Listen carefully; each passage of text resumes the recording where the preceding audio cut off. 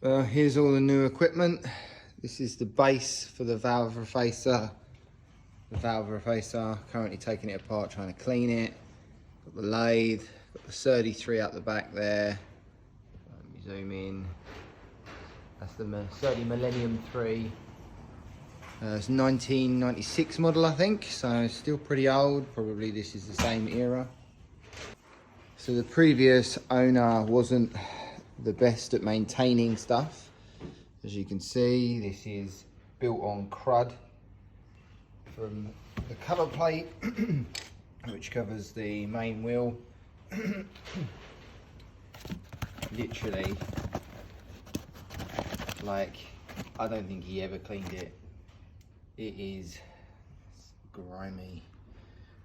So I just got the process of cleaning it all up, even to the point where this is the diamond refacing tool, where the grinding powder from the disc has got in there. It's ruined that. Obviously not being looked at or maintained, it's destroyed corrosion wise. Down in there is disgusting. I've just cleaned most of it out. We put the wrong oil in it. Well, we put a cheap Chinese oil in it, and it destroyed all the drive pads, which are these kind of things. But this is a massive one, obviously, for a valve out of, I don't know, it's got to be a valve that's like that. See, there's a normal style valve, but all the drive pads melted. So yeah, there is a drive pad in here actually, but not that you can open it. Oh, it's right down there. I don't know if you can see it. That's one of the drive pads, but that's all melted. He kept the old wheels for some unknown reason when they ground them down. This is full of old liquid. You can't see it. You can't even open it because it's broken the chain and he's just sort of hooked it in. It's got a air leak coming out of that there. This damper isn't operating. I don't think it's operating correctly, because even with it attached, it's really heavy. So that's to operate this part here, but this is like a fancy version of a valve refacer. It's centerless. The drive pad comes up, turns it, so it's all decent. It gives you angles in degrees, things like that. But yeah, trying to clean this one up. This is the dirtiest of them all. And then, yeah, they've got a parts washer as well, but that's doesn't work, so we'll figure that out. Again, that works, but it's not being maintained very well, let's put it like that. So that would be a cleaning job. This is definitely by far the worst thing here. And basically I've been told that it's a white elephant. If it goes wrong, it's never going right again. And just to be careful. But yeah, that oil that was in there has just escaped everywhere basically, and destroyed everything by the looks of it. So yeah, all good fun. We're going to clean it out and hopefully have it looking nice and clean. On the back side, I'll just show you that. You've got the, on the back side here, you've got the tip refacing, and you can put an angle on the tip as well. That's for the diamond. No, that's for the valve and the diamond, yeah. Flows and stuff like that. But yeah, she grimy. She real grimy. I've taken the pump out. I think it does work, but obviously it's had some horrible cheap honing oil go through it. I don't know what that is. You can kind of see through it. I don't know what that's all about and why it's there. I'll have to look through the instructions, which I have got. But yeah, hopefully, I mean, everything seems to work. I've run it up. Right, day 2, working on the Serdi 2 actually. Possibly the worst place to work on it, because, you know, but the whole workshop is absolutely rammed. But we're getting somewhere. I mean, this is never going to come fully apart, mainly because I was warned that do not take it apart because you'll never get it back together. Yeah, so, oh, let me just share. So this pin slides in there and holds the diamond tip. But you could see I've given it a polish now, but See if we can zoom in. Look at the state of that. That's where obviously he hasn't been using it with oil. There's basically place that there. There's a oil feed that runs into this block up through this shaft, and then pumps oil out of that hole. And I guess you turn that on when you are refacing the diamond, or maybe it comes on all the time. Haven't really worked it out yet, but obviously he hasn't been running that. I mean, one of the tubes missing, but he hasn't been running any of that, and obviously all the grinding dust has got in there, and I mean, it's so bad. And now basically there's this tiny amount of play in this between the bore and the shaft. Obviously when Serdi made it, they could have brass bushed it, but no, you know, that's a big job to take that off. Well, job I've been told not to do, because there's so many complex little micro switches and what have you on this machine. Let's have a look though. We've got, this is all cleaned up now. I mean, as clean as it's gonna be. Seems all good. I took this plate, I mean, I don't know if you can see how thick that crud is. So that was this plate that goes, let me show you, see if I can show you. Oh gosh, covers that hole there, but basically where he's taken the oil away from it, or had it running oil through it. Let's see if I can show you again. Pretty difficult to see. There's a, oh gosh, and it's reacting to the light, which is lovely. So, that little hole at the bottom there, the bottommost hole, if I can stop it flashing, grab a screwdriver. That hole there is actually a coolant feed that runs into this shaft through the hole on the side.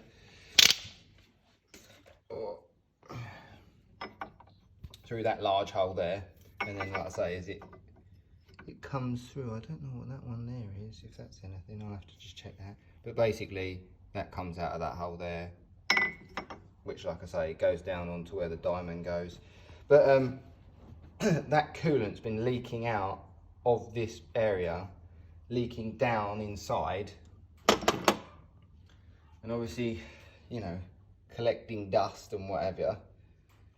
Oh, zoom out. Yeah, so it's been running down inside here, just leaking past the tube, because the tube doesn't seal to that at all.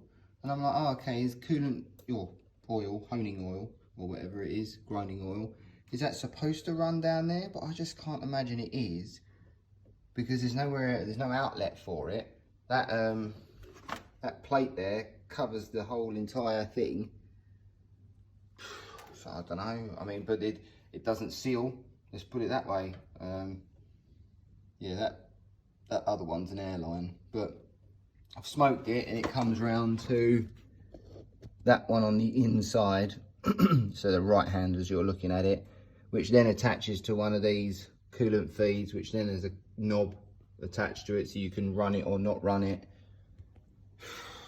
I mean, cool.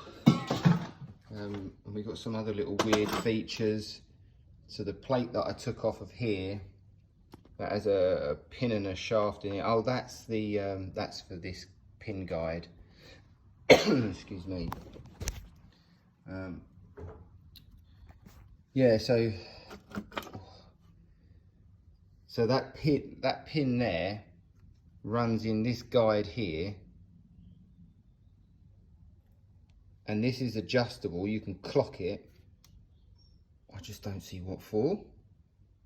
I mean, it's massive in comparison to that pin, and that shaft there is the bolt that runs down through there, so that's non-adjustable. So that's already pinned on a slider, and then you can rotate that via that little screw there. It's got a cam in it, and that literally, I mean, I can't really put it on, but it just goes on like that.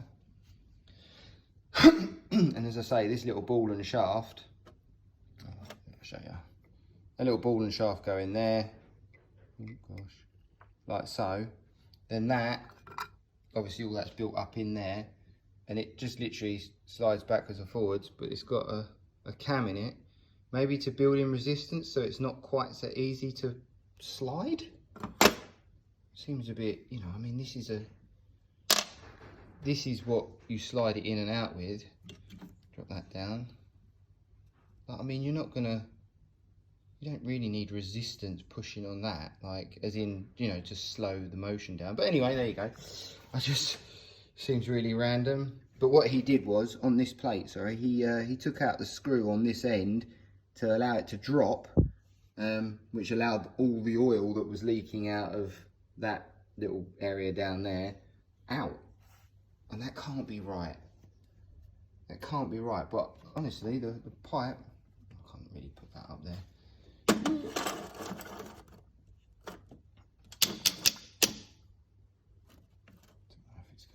But this is the pipe, and obviously it goes with that fitting, so that fitting's the one that screws into here.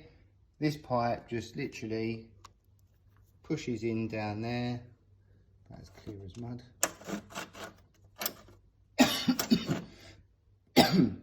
Here we go. There's nothing, there's no resistance, and I thought it might be one of these brass fittings with all the legs inside and stuff, you know, like the like push fittings, but it's not. It's got nothing in it. It's just a brass tube. But I mean, it's gonna piss out. So I don't really understand what to do with that. But I don't really want to run fluid through it if it's not in there. And it's got to be able to move because it's screwed into this shaft, and this shaft slides. So maybe there was an acceptable amount of leakage through there. But it's going to run down. Like so, underneath this is the top of the thread. Really hard to show you. But basically, there you go, that's on the floor. And this is why it's not good to work in this area. Oh, let's have a look. Yeah, so that's the top of the thread, because this lever down here raises, zoom out, raises this whole thing up and down. So I'm turning the lever, if you imagine it's, where are we going, up or down? We're going down. So yeah, this lever has got a contraption, runs around the back, and basically lowers and raises this, because obviously this is the wheel dimension. So this is obviously, if you had a valve in there at an angle and this was all set up properly, you'd lower this. I mean, you can't even fucking see it, can you? Like, obviously, I suppose you don't really need to see it, but it'd be nice if it was a proper mic'd thing. I don't know where the hole is. I don't know if it's got a, doesn't seem to have a, I mean, this is 0.01 of a millimeter. Or 0.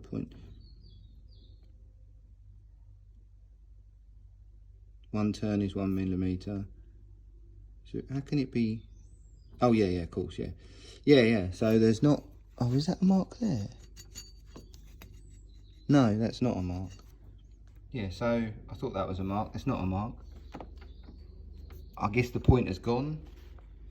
So yeah, so basically that is how you'd come down 0.01 of a millimeter apparently, and then you'd face your valve. Okay, cool. So but that runs up and down, so if you've got fluid, there's a thread underneath there. Oh, maybe I can show you from underside. Go again with that one. So yeah, that's the bottom of the thread there, and that would be the cap top there. So that thread at this current point is exposed. I mean, there's no way you're going to be able to see that, but you'll probably see the top of the seal. So I'm going to be able to, yeah, no, I can't really get in there at all. Yeah, so having fluid run down there, and there's a belt there as well. I mean, yeah, you can just kind of see it. It's a bit hard to see, but there's a belt in there. So yeah, there's a belt down there. So having fluid run down there seems absolutely insane, like, but I just don't understand. Like, I don't get it. Like, there's not an open area for fluid to come out. Do not know. I don't know. I can't see what you're seeing, but don't know. It's a mystery. Looks like there's a guard missing here as well, actually. Don't know why you'd really want a guard on that. Maybe it's... So this is tipping the valves, so the top of the stem, you just flatten that off, and you can put your chamfer on it as well. But that still I need to clean. I've tried to clean this as much as possible. Well, to be fair, it's usable, and because I've been, like I say, been told never to take this thing apart because of all the micro switches and adjustments and all the other what have yous, just seems yeah, interesting. And also found out that so there was a gasket that basically ran over that which I've had to order, not from Serdi. I've ordered the material. I don't know if you can see it. It's that gasket over there. That basically went round the drive pad or drive mechanism that holds the drive pad to spin the bottom of the valve. I'll show you that in a bit, but yeah, that all went on there, and that gasket came down here, but it stopped about here, which I think, excuse me, hay fever, I think that pad was supposed to come right the way down, or something's missing from here to here, because this whole box actually pulls out, I've just realised, and yeah, that box pulls out so you can change the fluid and you can get all the crap out of it properly. So I don't understand why you'd have this ridge there, which is below where the gasket went. Well, it doesn't look like the gasket was cut. I'll go and check that, but yeah, I mean, it should run surely all the way down over the top of that lip. Otherwise, fluid's going to go down and under, and it is, and you can hear it squelching under there. All good fun. Yeah, so that's that gasket, but that doesn't look like that's been cut on that end. Appreciate that's broken away, but it's all ruined. And it's some sort of, oh gosh, Klinger seal. It's all singing, all dancing, because 1 meter by 750, so 1,000 by 750 is like 120 quid of this stuff. So that should give me enough of them if I damage them or what have you. I suppose that's been on there forever, but if you ever look down in here, that's because it leaks, and then it was all running down inside, and then no one did anything ever about it.